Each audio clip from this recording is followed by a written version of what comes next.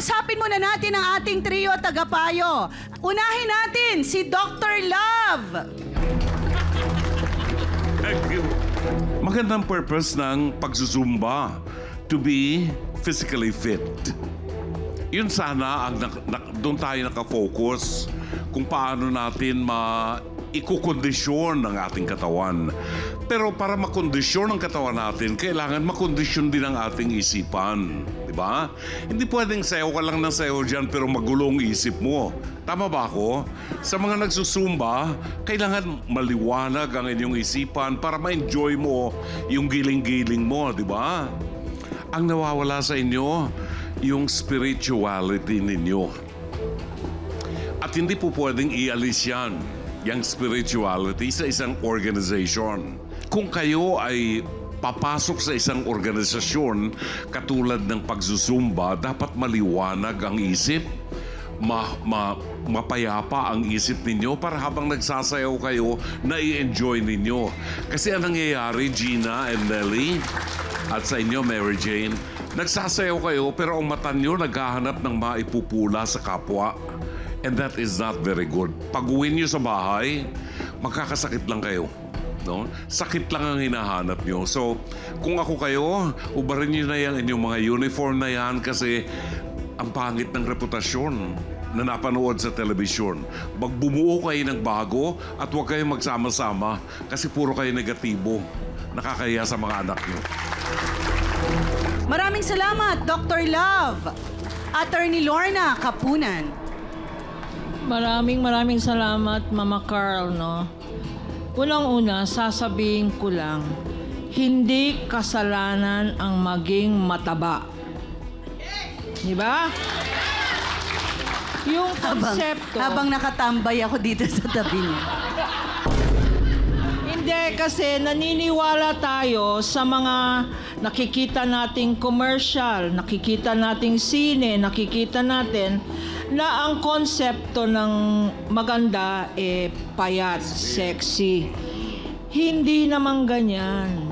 Wala sa ganda ng tao ang magiging mataba o payat. Ang kagandahan ng isang tao ay dahil sa kagandahan ng ugali. Okay? Ngayon nga, merong ang fashion trend ang tinatawag sa mga matataba. Nakikita natin sa mga fashion magazine, ang tinatawag diyan na usong-uso ngayon body positive. Hindi mataba. So tayo, ang tawag sa akin, body positive, di ba? Magandang term 'yon.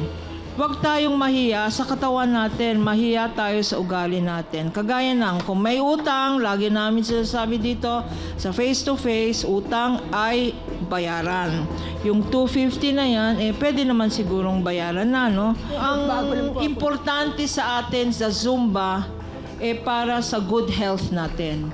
Hindi tayo, kasi karapatan yan sa Constitution natin, the right to a good and healthy body is the right to happiness. So, how can you build happiness when you are creating unhappiness for others? Wag naman. So, okay. So, sabay-sabay po tayo maging isang samahan ng mga mababait na magkaibigan. Maraming salamat, Attorney Lorna Kapunan. Ngayon naman, kausapin nating muli at baka may idadagdag pa si Dr. Camille Garcia.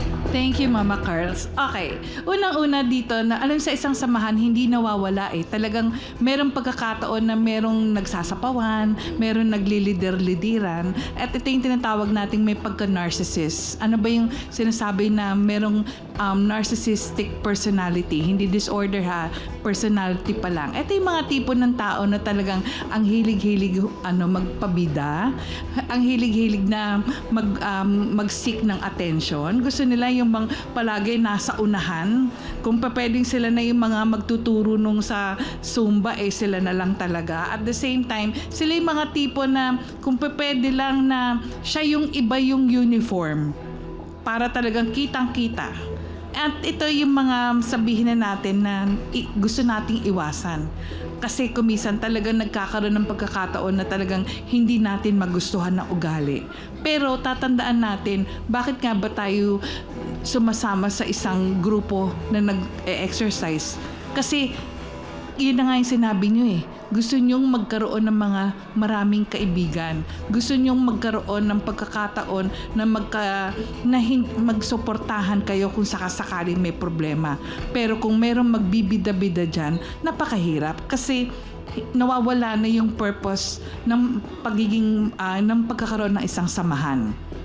Sana tatandaan yung maigi na napaka-importante na pag nag-exercise tayo, hindi lang talaga physical health ang pinag-uusapan dito, kundi yung ating mental health. Kasi napaka-importante na pagdating sa ganyang pagkakataon, ang mental health natin ay mas importante kaysa sa physical health. Dahil kung sakasakali magkakaroon kayo ng problema, ang pakikipag-usap lang sa inyong mga kaibigan dyan sa Zumba, malaking bagay para matulungan kayo, para hindi malesen yung anxiety nyo, yung depression nyo, yung mga problema nyo, magkakaroon ng pagkakataon na hindi na kayo pumupunta sa mental health professional dahil kasi merong tumutulong at sumusuporta sa inyo. So sana maging ganun din ang inyong samahan. Yan lang po. Ayan, maraming salamat, Dr. Camille, at sa ating trio tagapayo.